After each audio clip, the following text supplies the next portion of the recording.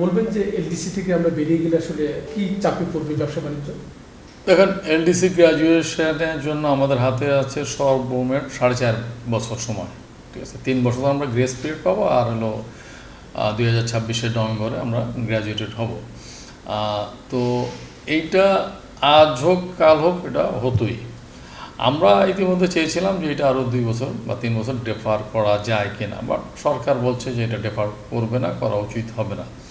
দেখেন, চ্যালেঞ্জ তো অবশ্যই আছে, অ্যাট দ্য সেম টাইম কিন্তু অপরচুনিটিও আছে। দেখেন, বিইং এ এলডিসি আমাদের কিন্তু কান্ট্রি ইমেজ নিচের লেভেলে। তো আমরা যদি গ্র্যাজুয়েট করি, ইমেজ বাড়বে, এখানে ব্যবসা আসারও সম্ভাবনা তৈরি হবে, এফডিআই আসার সম্ভাবনা হবে। বাট সবচেয়ে বড় যে চ্যালেঞ্জ সেটা হচ্ছে আপনার ইনফ্রাস্ট্রাকচার।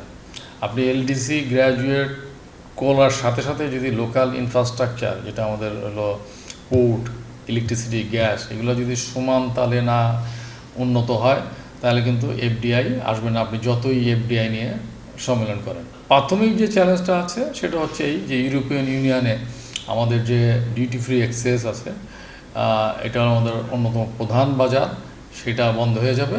সেটা নিয়ে আমরা জিএসপি প্লাস নিয়ে কাজ করার সুযোগ আছে কিনা, আমরা এফটিএ করতে পারি কিনা, তো এগুলো নিয়ে কাজ করতে হবে। আর ইউরোপিয়ান ইউনিয়নের বাইরে অন্য যে বাজার আছে, মার্কেট ডাইভার্সিফিকেশান, সেই জায়গায় যেতে হবে। প্রোডাক্ট ডাইভার্সিফিকেশান, আমরা খালি একটা প্রোডাক্টের উপরে আর সীমিত কয়েকটা মার্কেটের উপর যদি নির্ভরশীল থাকি, সেটা হবে না। এই সবগুলা বিষয় নিয়ে যে এখানে আমাদের বললাম যে 4.5-5 বছর সময় আছে, এই সময়টাও কাজে লাগাইতে হবে এবং সিদ্ধান্ত খুব দ্রুত নিতে হবে। আসলেও আমরা গ্র্যাজুয়েটেড হইতে চাই অথবা আমরা ডেফার করতে চাই কিনা। গভর্নমেন্ট ডেফার করতে চাইলে সেখানেও কিন্তু আপনাকে লজিক দিতে হবে কী কারণে আমরা ডেফার করতে চাই। কারণ যে 3টা প্যারামিটারের উপর ভিত্তি করে আপনি এলডিসি থেকে গ্র্যাজুয়েটেড হবেন, সেটা ইতিমধ্যেই আমরা অ্যাচিভ করেছি। সুতরাং আমরা এটা ডেফার করতে চাইলে কারণ দিতে হবে কী কারণে আমরা ডেফার করতে চাই। যদি একটু বলেন যে মানে আমাদের কাঁচামাল, পণ্যের উৎপাদনের জন্য কাঁচামাল বা এই সমস্ত সংক্রান্ত জিনিস আমদানিতে এলডিসি থেকে যদি আমরা বেরিয়ে যাই, সেখানে আসলে কি কি নতুন চ্যালেঞ্জ তৈরি হবে? আমদানি নিয়ে ধরেন তো চ্যালেঞ্জটা মোকাবেলা করতে হইলে সেখানে আপনাকে দেখতে হবে কার সাথে এফটিএ করলে আমরা বেনিফিটেড হব। ঠিক আছে, সো যেমন ইউএসের সাথে এফটিএ করলে আমরা বেনিফিটেড হব, ইউরোপের সাথে যদি আমরা এফটিএ করতে পারি আমরা বেনিফিটেড হব, চায়নার সাথে এফটিএ করলে আমরা এই মুহূর্তে বেনিফিটেড হব না। সো এইটা যে ট্যারিফ নির্ধারণের যে বিষয়টা, এটা তো ধরেন এনবিআর সহ আরও যারা স্টেক হোল্ডার আছে এরা এটা নিয়ে কাজ করবেন। আপনারা ব্যবসায়ীরা সবসময় কেউ আসলে এলডিসি থেকে আমরা বেরিয়ে যাই এমনটি কখনোই বলেন না। তো অনেকেই সমালোচনা করেন যে আসলে বাংলাদেশের ব্যবসায়ীরা প্রতিযোগিতা না করে মুনাফা গড়ে তুলতে চায়। না, আমরা এলডিসি থেকে গ্র্যাজুয়েটেড হইতে চাই না, বিষয়টা এরকম না। আমরা একটু সময় চাওয়ার পক্ষে। তারপরেও এখানে যে আমরা সবাই খুব রিজিড হয়ে রয়েছি যে কালকে আমরা আন্দোলন সংগ্রামে নেমে যাচ্ছি যে না আমরা এলডিসি গ্র্যাজুয়েট হইতে চাই না, বিষয়টা এমন না।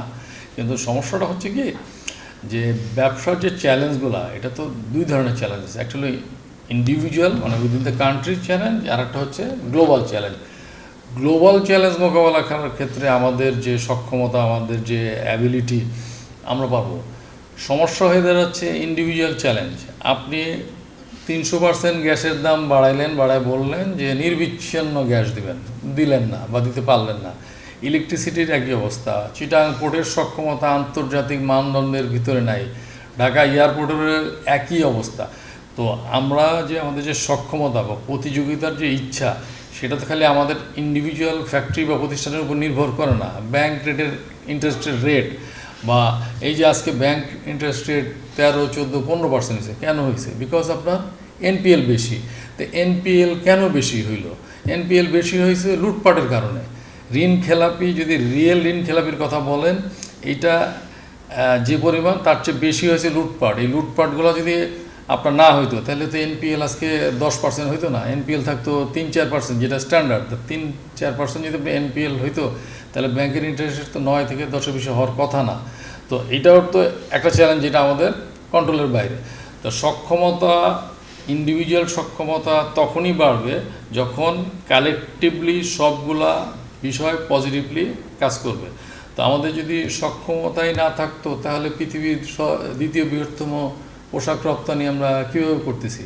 সুতরাং সক্ষমতা আমাদের আছে, আমরা গ্র্যাজুয়েটেডও হইতে চাই, অ্যাট দ্য সেম টাইম যেটা চাই যেন যেই সরকারি দেশ পরিচালনা করুক তারা যেন এই ইনফ্রাস্ট্রাকচারগুলা পলিসিগুলা নিয়ে কাজ করে। আর একটা বড় চ্যালেঞ্জ আছে, প্রতিনিয়ত আপনি পলিসি চেঞ্জ করছেন। আজকে যে পলিসিটা দিচ্ছেন সেটা আমরা মনে করছি এটা 5 বছরের জন্য থাকবে, 10 বছরের জন্য থাকবে, ভেরি নেক্সট ইয়ার আপনি পলিসি চেঞ্জ করলেন, তাহলে এই চ্যালেঞ্জ কীভাবে আমরা মোকাবেলা করবো?